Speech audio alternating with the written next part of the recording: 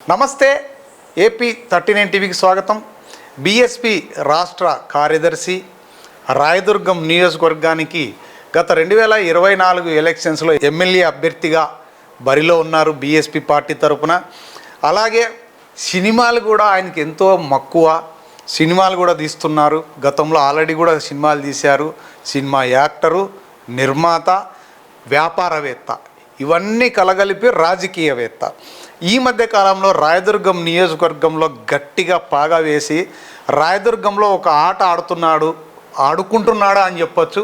ఆయనే మనందరికీ తెలిసింది ఇప్పటికే చిందనూరు నాగరాజు గారు. సార్ నమస్తే. మీ విలువైన సమయాన్ని కేటాయించి మా స్టూడియోకి వచ్చినందుకు ధన్యవాదాలు. ఏంటి రాయదుర్గంలో బాగా గట్టిగా రెచ్చిపోతున్నట్టున్నారు, ఏంటి? రెచ్చిపోవడం లేదే, ఆడ జరిగిన అన్యాయాల్ని దానిపైన నిలదీస్తా ఉన్నాము. జరిగిన అన్యాయాలు ప్రజలకి తెలియజేస్తున్నాము. అంటే అందరికీ కనపడని అన్యాయాలు మీకే కనిపించినాయా? వాళ్ళకి కనపడలేదు. అద్దాలు పెట్టుకుంటారు వాళ్ళు. కొంచెం మీరు కూడా అద్దాలు పెట్టుకున్నారు కదా? నేను మామూలు సైట్ గ్లాసెస్ నావి బాగా కనబడాలని పెట్టుకున్నాను. ఓహో, సైట్కి గ్లాసెస్ నావి డబుల్ 4 కళ్ళతో చూస్తున్నారా? 4 కళ్ళతో చూస్తాను, అందుకు బాగా నీట్గా కనబడుతున్నాయి. ఏం కనపడినాయి మీకు 4 కళ్ళతో రాయదుర్గంలో? ఏం కనబడినాయి అనేది రోజు పత్రికలు చూస్తున్నారు, మీడియా చూస్తూ ఉంది. మీరే కూడా ఒక మీడియాకి ప్రతినిధి, మీకు తెలియదా నన్ను అడుగుతాను. అందుకే మళ్ళీ ఒకసారి ప్రేక్షకుల కోసం చెప్పండి. ఆడ జరిగిండే అన్యాయాలు ప్రతి ఒక్కటి. ఇప్పుడు జగనన్న లేఅవుట్ల పైన జరిగిండే అన్యాయం గురించి లేవనెత్తినాము. మున్సిపాలిటీలో జరుగుతున్న అన్యాయాల గురించి లేవనెత్తినాము. ఇప్పుడు రీసెంట్గా కళ్ళ దుకాణాల పైన కూడా ఆడ కల్తీ కళ్ళు ఎక్కువైతుంది. దానిపైన కూడా త్వరలోనే మేము మా కార్యాచరణ అనేది. కళ్ళు వల్ల ఆరోగ్యాలు పాడయ్యేదే గాక వాళ్ళ జీవితాలు పోతాయి, ప్రాణాలు పోతాయి, డబ్బు పోతుంది. మరి అధికారులు ఏం చేస్తున్నట్టు? అధికారులు ఏం చేస్తా ఉన్నారు అనేది వాళ్ళకే తెలుసు. అలా ఎవరికి ఎంతెంత ముడుతా ఉందో, ఏ విధంగా ముడుతా ఉందో. ఈరోజు ఆ కల్తీ కళ్ళు తాగి ట్రైన్ కింద పడ్డోళ్ళు ఉన్నారు అక్కడ, అదే రాయదుర్గంలో. ఆ మత్తులో రైల్వే పట్టాల మీద పడుకొని చనిపోయిన వాళ్ళు కూడా ఉన్నారు. యాక్సిడెంట్లు అయ్యి చనిపోయిన వాళ్ళు ఉన్నారు. కొన్ని హెల్త్ చాలా ప్రాబ్లంగా వచ్చేసి వాళ్ళు సంపాదించే వ్యక్తి చనిపోతే ఆ కుటుంబానికి ఆధారం అనేది లేకున్నట్టు. కేవలం అతి తక్కువ ధర అని చెప్పేసి ఆ కల్తీ కళ్ళను తాగి. ఇప్పుడు వాస్తవాలు మనం మాట్లాడుకున్నాలంటే ఒక చెట్టు ఎంత కళ్ళు ఇస్తుందండి, ఎంత తెప్పించుకుంటారు, ఎంత మిక్స్ చేస్తారు, దాంట్లో ఏమేమి కెమికల్స్ కలుపుతారు. డ్రమ్ములు వస్తాయి. అదే డ్రమ్ములు ఎక్కడి నుంచి వస్తాయి? వాళ్ళు తెచ్చేదెంత, అమ్మేదెంత? దీనిపైన కూడా ఎక్సైజ్ సూపరింటెండెంట్తో అతి త్వరలో నేను మాట్లాడుతున్నా. కలెక్టర్ గారికి కూడా కలిసి ఈ విషయం అనేది క్షుణ్ణంగా చెప్పాలనేసి ఆలోచనలో ఉంది. ఈ మున్సిపల్ ఆఫీసులో ఎక్కువ గలం ఎత్తుతున్నారు మీరు. ఏమేమి అవినీతి జరిగిందంటారు అక్కడ? యాక్చువల్గా మున్సిపాలిటీ స్థలాలు కూడా కొన్ని కబ్జాలు జరిగినాయి. అంటే అధికారులు అండదండలు ఏంది, ఎవడు కబ్జా చేయలేరు, అదైతే వాస్తవం. రాజకీయ నాయకులు అండదండలు కూడా ఉంటాయి కదా. రాజకీయ నాయకులకే అధికారులు తొత్తుగా వ్యవహరిస్తారు. రాజకీయ నాయకులే ఫస్ట్, సెకండ్ వీళ్ళు. అంటే వీళ్ళ కనసన్నుల్లోనే జరుగుతూ ఉంటుంది. మొత్తం పొలిటికల్ పవర్ ఇది మాస్టర్కి, అది అందరికీ తెలిసిన విషయమే.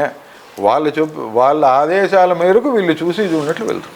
ఇప్పుడు కబ్జా ఇల్లు కట్టుకున్న దాన్ని ఇప్పుడు ఏం చేయలేరు కదా? ఎందుకు చేయలేరు? ఇప్పుడు హైదరాబాద్ అంటే హైడ్రా ప్రత్యేక చట్టం తీసుకొచ్చి ఇక్కడ తేకూడదా? తీసుకురావచ్చు. వాళ్ళు ఇక్కడ తేవచ్చు కదా. తీసుకొని వచ్చి అట్లే కూల్చండి. గవర్నమెంట్ ఆస్తి అంటే ఎవరిదండి? నీది, నాది, అవును, మనది. మనం పన్నులు కట్టి వీళ్ళకి శాలరీలు ఇచ్చి ఆస్తులన్నీ మనం కూడబెట్టుకోండి ఆస్తులు. మీకు రాజకీయ పలుకుబడి ఉందని చెప్పేసి మీరు దొబ్బేసుకుంటూ పోతా ఉంటే అవుతుందా? దీన్ని ఎవరో నిలదీయాలి కదా. ఎక్కడ గుర్తించారు మీరు రాయదుర్గంలో ఇలాంటి స్థలాలు? చాలా చోట్ల గుర్తించారు, చాలా చోట్ల. ఈ జగనన్న లేఅవుట్లో ఏం జరిగింది? జగనన్న లేఅవుట్లో యాక్చువల్గా జరిగిండే విషయం ఏంటంటే అక్కడున్న ఈ రైతులతో అతి తక్కువ ధరకు అగ్రిమెంట్ చేసుకున్నారండి వీళ్ళు. సింపుల్ ఒక ఎగ్జాంపుల్ చెప్పండి. 7 లక్షల రూపాయలకి ఒక ఎకరా భూమి సపోజ్ తీసుకున్నారు. దాన్ని గవర్నమెంట్కి 36 లక్షలకి అమ్మినారు. వీళ్ళు 36 లక్షలకి అమ్ముతా ఉంటే తెలియదు వీళ్ళకి. వీళ్ళేం తెలివిగా ఏం చేసినారు, అగ్రిమెంట్ చేసుకున్నారు.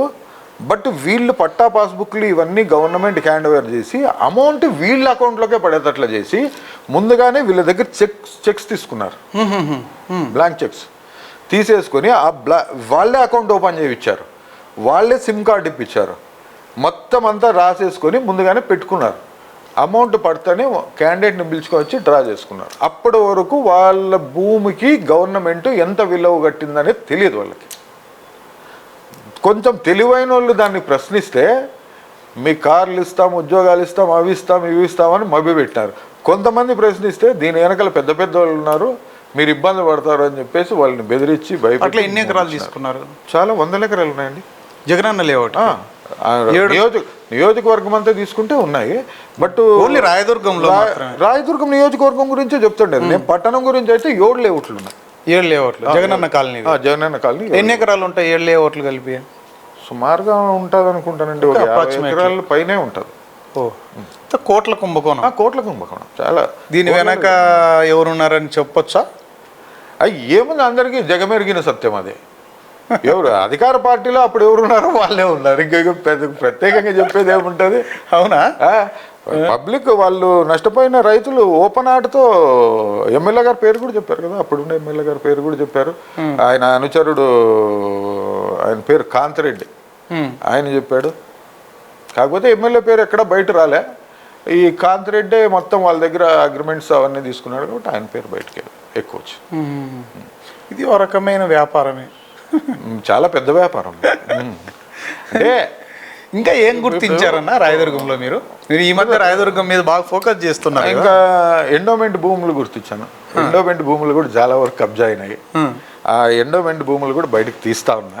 ప్రతి డిపార్ట్మెంట్లో ఇంకోటి ఏంటంటే, ఎక్కడైనా మీకు తెలియని విషయం ఏమంటే, 5 సంవత్సరాల కన్నా ఒక ఉద్యోగి ఎక్కువ పని చేయకూడదు, ట్రాన్స్ఫర్ చేయించుకొని వెళ్ళాలి. ఇది ఒక రూల్ అనేది ఉంది. ఆ రూల్ని ఎట్లా బ్రేక్ చేస్తారంటే, అక్కడ ఉండేవాళ్ళు 5 సంవత్సరాలు పనిచేసి ఒక 3 నెలలు పక్కకు పోయేసి మళ్ళీ వచ్చి ఆడ కూర్చుంటారు. చాలా తెలివి.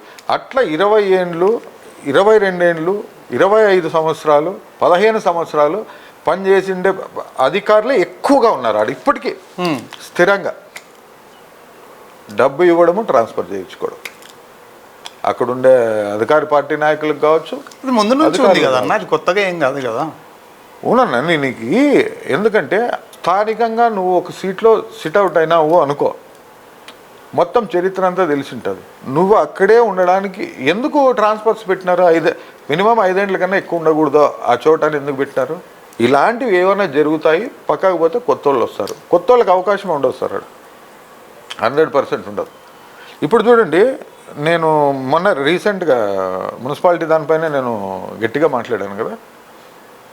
ఎలక్షన్ ముందు వెళ్ళిండే అవినీతి అధికారులు మళ్ళీ వచ్చారు. ఇప్పుడు ఉన్నారు, ఇప్పుడు సీట్లలో ఉన్నారు. యాక్చువల్గా ఏం జరుగుతుందంటే, వైసీపీలో ఉండే అధికారులు టీడీపీ వాళ్ళు వేసుకోరు, వాళ్ళనే తీసుకొని వచ్చి చేసుకున్నారంటే దీని వెనక ఏముంది అంటే, ముందు నుంచి వాళ్ళే ఉనింటారు టీడీపీ నుంచి, అంతకు ముందు నుంచి. లేదు, వైసీపీలోనే, వైసీపీ ప్రభుత్వంలో ఉన్న వాళ్ళని నేను చెప్తాను. ఎందుకట్లా అనేది ఇప్పుడు ఉండే అధికార పార్టీ నాయకులను అడిగితే చెప్తారు కరెక్ట్. వాళ్ళనే తెచ్చుకోవడం వెనక ఆంతర్యం ఏంటి? అదే మాకే అర్థం కావడం లేదు. వాళ్ళైతే బాగా వస్తారని, బాగా ఎక్స్పీరియన్స్ అయింటారు కదా, ఎక్కడెక్కడ ఏమేమి ఉన్నాయి, ఎక్కడెక్కడ ఏమేమి లేవు అన్ని పూర్తి అవగాహనతో ఉంటారు. కాబట్టి వాళ్ళైతేనే మేళ్ళే ఎక్కడెక్కడ ఏమేమి ఉన్నాయో వాళ్ళకి క్షుణ్ణంగా. ఇప్పుడు కొత్తగా వచ్చిన వాళ్ళు మళ్ళీ ఎత్తుక్కున్నారు కదా ఏవేవి ఎక్కడెక్కడ ఉన్నాయని, అందుకోసం వాళ్ళే తెచ్చిపెట్టుకుని. సరే, ఏ విధంగా రాయదుర్గంలో ప్రజల కోసం కానీ, ప్రభుత్వ ఆస్తులు కాపాడడం కోసం కానీ, ప్రజలకు సేవ చేయడం కోసం కానీ ఏ విధంగా చిందనూరు నాగరాజు పోరాటం చేయబోతున్నారు భవిష్యత్తులో? నేను కొన్ని విషయాలు ముఖ్యమంత్రి దృష్టికి నేను డైరెక్ట్ తీసుకెళ్తాను. రాయదుర్గం మీకు ఎవరికి చెప్పని విషయము, ఈ మీ మీడియా ముందే ఫస్ట్ టైం నేను చెప్తాను. చెప్పండి. ఆడ జరుగుతున్న ప్రతి అవినీతిని నేను చంద్రబాబు నాయుడు గారికి మేలు పెడతాను. పెడుతున్నా. ఇప్పుడు ఏమేమి జరుగుతున్నాయి ఈ గవర్నమెంట్ వచ్చిన తర్వాత?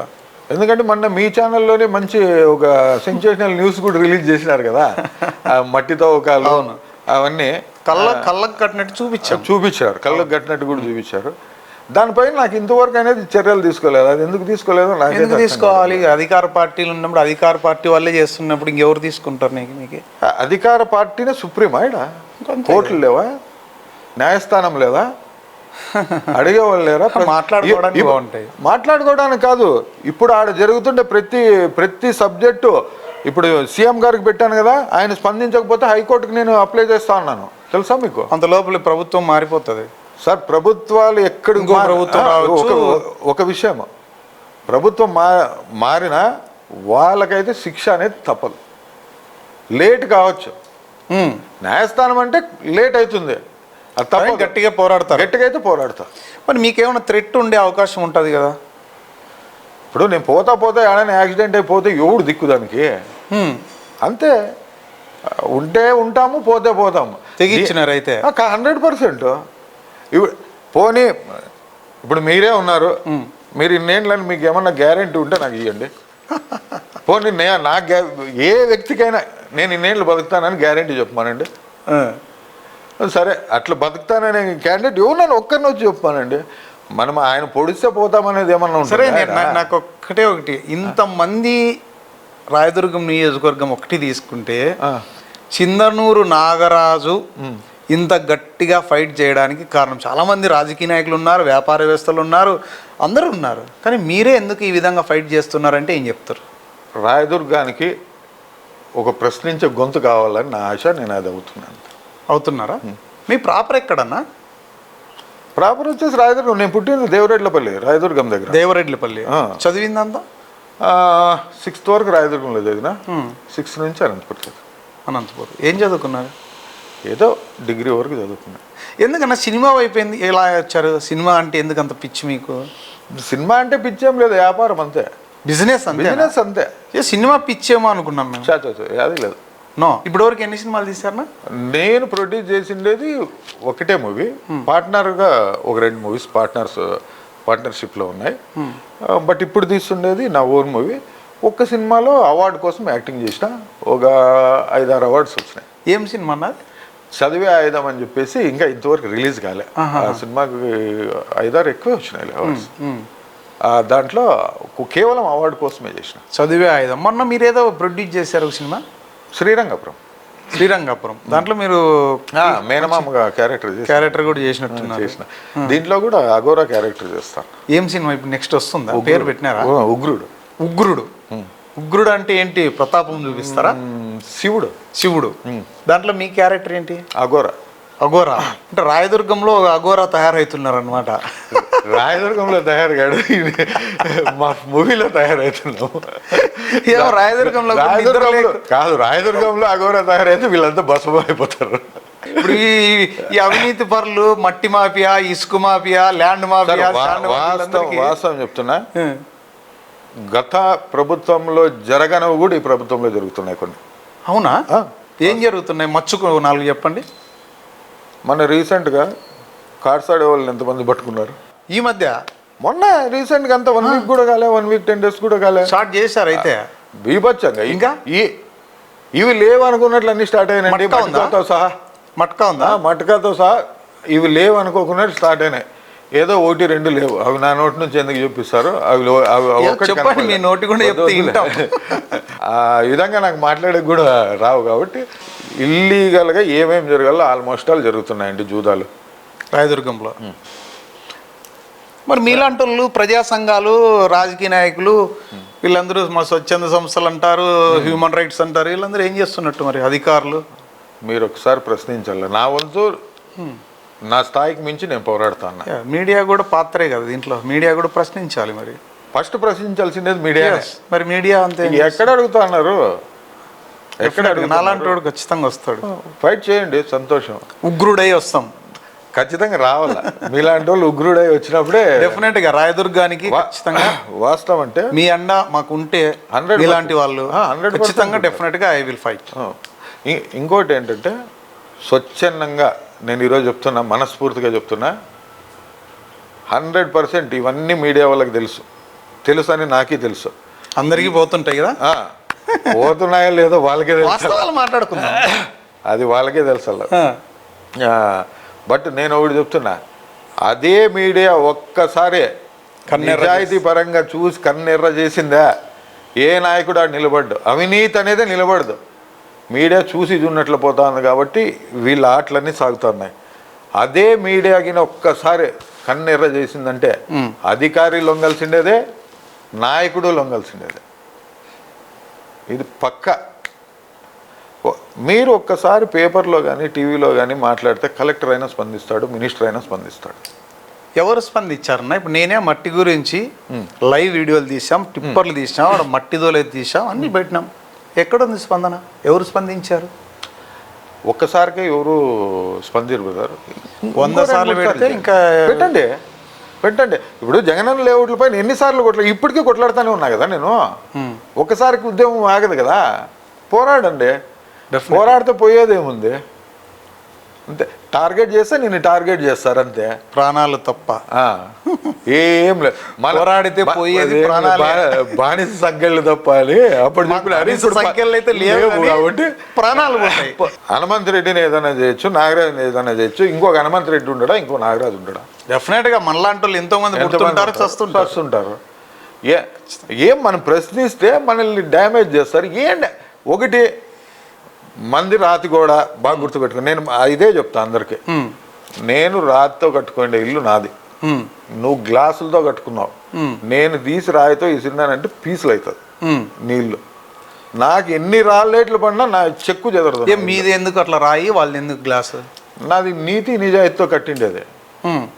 అవి నాగరాజు కూడా సినిమాల్లో ఎంతో మందికి మోసం చేసినాడు అని వినపడుతుంది అక్కడక్కడ. అదే మొన్న కూడా దీంట్లో TV9లోనే వచ్చా, ABNలో వచ్చా, ఇంకా అది బీబీసీలో కూడా చెప్పారు. అది నాగరాజ్ చేసినాడు అని బీబీసీలో కూడా వచ్చామన్నా. నిజంగా ఎవరిని మోసం చేయలేదన్న సినిమా ఫీల్డ్లో నువ్వు? ప్రొడ్యూసర్ నేనైతే నన్ను మోసం చేస్తారు కానీ నేను ఎట్లా మోసం చేస్తాను? సినిమా వాళ్ళకి ఏముంది, యాక్ట్ చేయించుకొని డబ్బులు ఇవ్వకుండా ఎగరగొట్టచ్చు కదా. అగ్రిమెంట్లు ఉంటాయి సార్, కోర్టు చేసి దుమ్ము లేపుతారు. ఇంకోసారి ప్రొడ్యూస్ చేసే అవ్వదు. దాన్ని తీసుకుపోయి మాకు కౌన్సిల్ ఉంటుంది, తీసుకుపోయి ఆడ పెట్టేస్తారు. సినిమాల్లో ఎక్కువ మంది ప్రొడ్యూస్ చేసేది అడగొచ్చా? అడుగు. హీరోయిన్లు లేకపోతే సైడ్ యాక్టర్ల కోసము ఓకే ఈ రకంగా ఒకరిని బ్యాంకాక్ తీసుకుపోయో లేకపోతే షూటింగ్లు తీసుకుపోయో అమ్మాయిలతో ఎంజాయ్ చేయడానికి సినిమాలు తీస్తుంటారు డబ్బులు ఉన్న వాళ్ళు అంటారు. నిజమేనా కదా? ఒక సినిమా తీయాలంటే ఎంత ఖర్చు అవుతుంది తెలుసా? 1 కోటి రూపాయల్లో కూడా తీయచ్చు, 50 లక్షల్లో తీయచ్చు. అవి సినిమాలు కావాలి. అవి మినిమం ఒక చిన్న సినిమా తీయాలంటే 2.5 నుంచి 3 అవుతుంది. 3 కోట్లు కావాలి. మీరు చెప్పిండే సైడ్ యాక్టర్ని హీరోయిన్ని తీసుకొని పోవాలంటే 1 లక్ష రూపాయలు జోబులో ఉంటే అయిపోతుంది. దానికి 3 కోట్లు ఎందుకండి ఖర్చు? ఎందుకు ఖర్చు పెట్టాలి? దాని ఇంట్రెస్ట్ సుమారుగా వస్తుంది కదా. దాని ఇంట్రెస్ట్తోనే మీరు చెప్పినవన్నీ చేసేయచ్చు. మేము బ్యాంకాక్ పోయి థాయ్ మసాజ్ చేయించుకోవచ్చు, అన్నీ చేయించుకోవచ్చు. పోయాక 30,000 ఉంటే పోయి రావచ్చు, 30-40,000 ఉంటే ఆడ ఒక 60,000 ఖర్చు పెడితే ఎంజాయ్ చేసి రావచ్చు. 1 లక్ష రూపాయలు అయిపోయేదానికి 3 కోట్లు 2 కోట్లు అవసరమా చెప్పు? ఉన్న వాస్తవం మాట్లాడాలి. కరెక్టే. జనాలు అనుకునేదానికి మీ నుంచి ఆన్సర్ వచ్చింది, నాకు అది చాలు. అన్న సినిమాలో చాలా మంది చేతులు కాల్చుకున్నారు, లాస్ వచ్చింది 100% అంటున్నారు. మరి మీరు మళ్ళీ ఎందుకు తీస్తున్నారు? మీరు చిన్న సినిమా అయినా ఆహాలో రిలీజ్ చేసిన, తమిళ్లో రిలీజ్ చేసిన, తెలుగులో రిలీజ్ చేసిన, కొన్ని శ్రీరంగపురం థియేటర్స్లో డబ్బులు వచ్చాయన్నా? ఇంకా ఉన్నాయి. లాస్ అయితే లేదా? ఇంకా ఒక 25 lakhs డెఫిసిట్లోనే ఉన్నాను. అంటే రైట్స్ ఉన్నాయి నాకు, ఇంకా శాటిలైట్ అమ్మలే నేను, డబ్బులు వస్తాయి. కన్నడ రైట్స్ ఇట్లా. సో ఎట్లా బిజినెస్ చేసుకోవాలనే ఐడియా అయితే ఉంది మీకు? ఇంకా ఏమేమి వ్యాపారాలు చేస్తారన్నా? సినిమా, రియల్ ఎస్టేట్ చేస్తారు. Real estate main Bengaluru real estate. ఈ రాయదుర్గంలో ఏం చేయలేదా రియల్ ఎస్టేట్? సరే, ఇక రాయదుర్గం ప్రజలకు ఏం చెప్పదలుచుకున్నారు ఒక మీ సింధనూరు నాగరాజుగా? నేను ఒక్కటే చెప్తున్నా, ఈరోజు 2 కులాలనే ఈ రథచక్రాల మధ్య అందరూ నలిగిపోతున్నారు. ఆ 2 కులాలు ఏవో? రెడ్డి, కమ్మ. ఓకే.